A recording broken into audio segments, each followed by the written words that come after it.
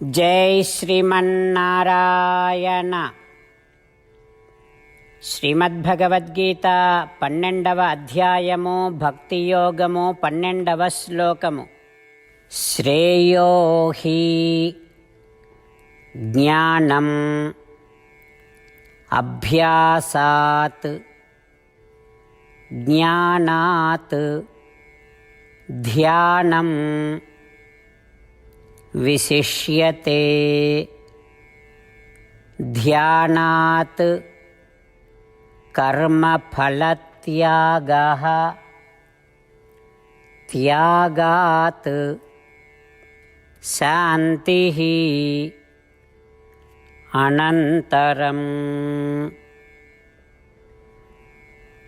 ఓం.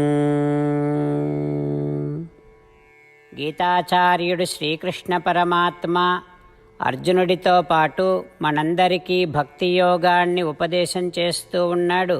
పరమాత్మ ఈ రకంగా అంటూ ఉన్నాడు, అర్జునా, యాంత్రికంగా నన్ను స్మరించటము కంటే ఆత్మను గురించినటువంటి జ్ఞానాన్ని పొందటమే శ్రేష్టం.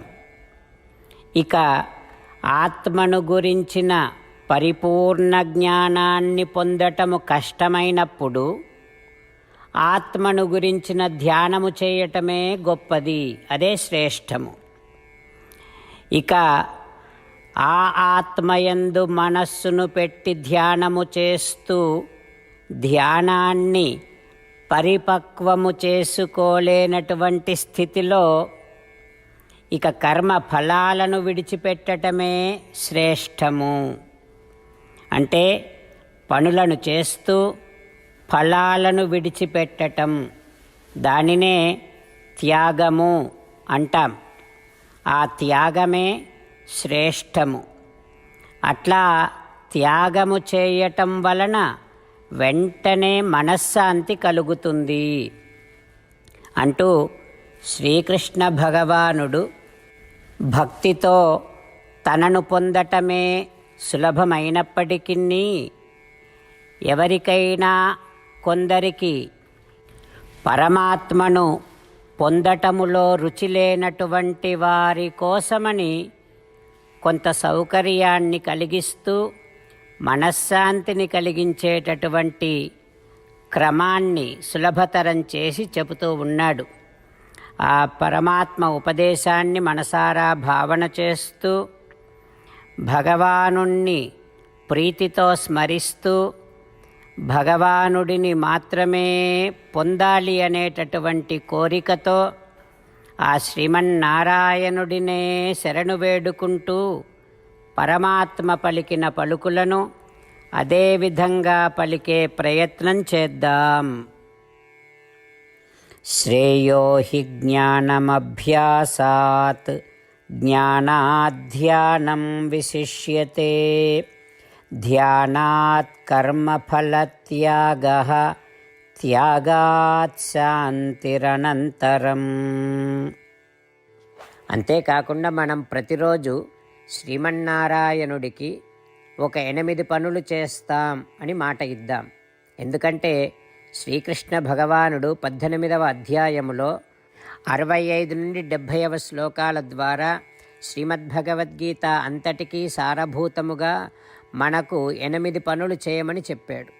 అలా చేస్తే చాలు, నేను మిమ్మల్ని అన్ని విధాలుగా రక్షిస్తా అని ప్రమాణపూర్వకముగా ప్రతిజ్ఞ కూడా చేశాడు. అందుకని శ్రీమద్భగవద్గీతను అంతటినీ విన్న తర్వాత అర్జునుడు కూడా చివరకు కరిష్యే వచనం తవ, కృష్ణ నువ్వు చెప్పినట్టే చేస్తా అని అన్నాడు. కనుకనే భగవానుడు అర్జునుడికి అన్ని విధాల విజయాన్ని అందించాడు. మనం కూడా ప్రతిరోజు శ్రీమన్నారాయణుడికి ఆ రకంగానే మాట ఇద్దాం. 8 పనులు చేస్తాం అని మనము మాట ఇస్తే అది అష్టాక్షరీ మహామంత్ర జపము చేసినటువంటి ఫలితాన్ని మనకు ప్రతిరోజు ఇస్తుంది.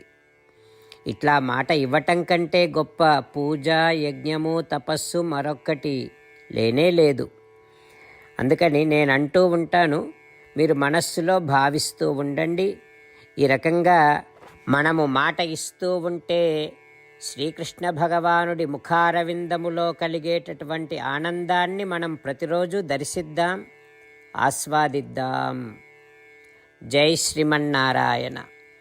హో శ్రీమన్నారాయణ, నువ్వు చెయ్యమన్నట్టే నేను నిన్నే సంతతము ధ్యానము చేస్తూ ఉంటా. హో శ్రీమన్నారాయణ, నువ్వు చెప్పినట్టే నేను నీ భక్తుడిగానే ఉంటా. హో శ్రీమన్నారాయణ, నువ్వు చెయ్యమన్నట్టే నేను నా విధులను కర్తవ్యాలను నీ సేవగా నీ తృప్తి కోసమనే సక్రమంగా నిర్వర్తిస్తూ ఉంటా.